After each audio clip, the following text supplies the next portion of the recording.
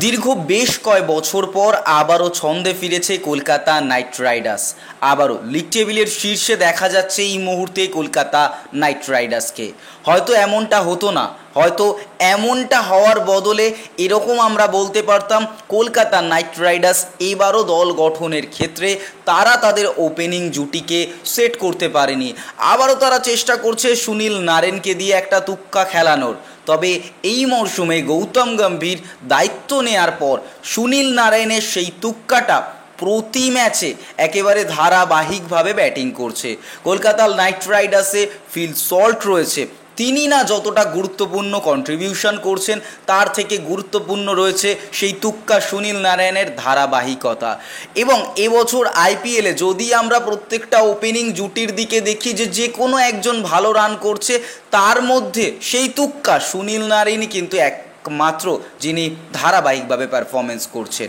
অর্থাৎ এই মরশুমে কলকাতা নাইট রাইডার্স যে জায়গায় অবস্থান করছে তাতে গুরুত্বপূর্ণ কন্ট্রিবিউশন রয়েছে সুনীল নারায়ণের। আমরা যদি দেখি যে প্রত্যেক ম্যাচেই কিন্তু রান করে চলেছেন Sunil Narine. As a allrounder নন, তিনি একজন বোলার হিসাবেই পরিচিত। শুধু কলকাতা নাইট রাইডার্স দলে আসলেই তিনি কিন্তু অলরাউন্ডার হয়ে যান এবং ধ্বংসাত্মক ব্যাটিং দেখতে পাই। কলকাতা নাইট রাইডার্সের সুনীল নারায়ণ 11টি ম্যাচে 461 রান করেছেন এবং এই ধারাবাহিকতা কিন্তু গতকালও আমরা দেখতে পেরেছি। লখনৌয়ের বিরুদ্ধে 39 বলে 81 রানের একটা গুরুত্বপূর্ণ ইনিংস খেলেছেন সুনীল নারায়ণ।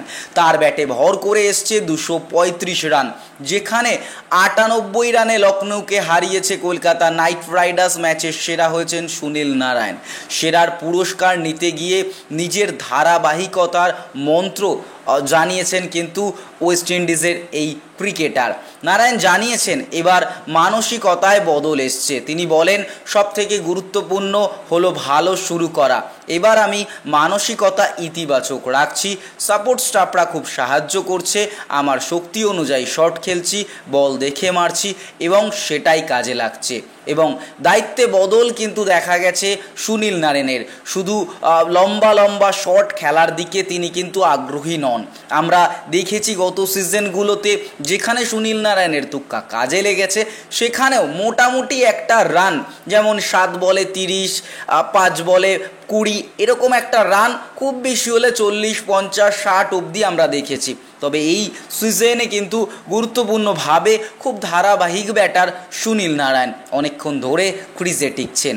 কেকেআরের এই ক্রিকেটার জানিয়েছেন আগে আমি প্রথম থেকেই বড় শট খেলতাম, আউট হওয়ার ভয় পেতাম না, কিন্তু এবার আমাকে নির্দেশ দেওয়া হয়েছে যতক্ষণ ক্রিজে আছি ততক্ষণ দ্রুত ইনিংস খেলার পাশাপাশি উইকেট ধরে রাখতে হবে এবং এই নতুন দায়িত্বে আমার ভালো লাগছে। শুধু ব্যাট হাতে নয়, বল হাতেও কাজটা কিন্তু সুনীল নারায়ণ দুর্দান্তভাবে করে দেখাচ্ছেন। সুনীল নারায়ণের সাথে একেবারে গুরুত্বপূর্ণভাবে ভরসা যোগাচ্ছেন বরুণ চক্রবর্তী। সুনীল নারায়ণ 11টি ম্যাচে 8টি জিতেছেন কলকাতা নাইট রাইডার্সের হয়ে এবং 16 পয়েন্ট নিয়ে কলকাতাকে তুলে নিয়েছেন একেবারে লিগ শীর্ষে। পয়েন্ট তালিকায় 1 নম্বরে থাকা কলকাতা নাইট রাইডার্স আর একটি ম্যাচ জিততে পারলেই প্লে অফ নিশ্চিত করে ফেলবে কলকাতা।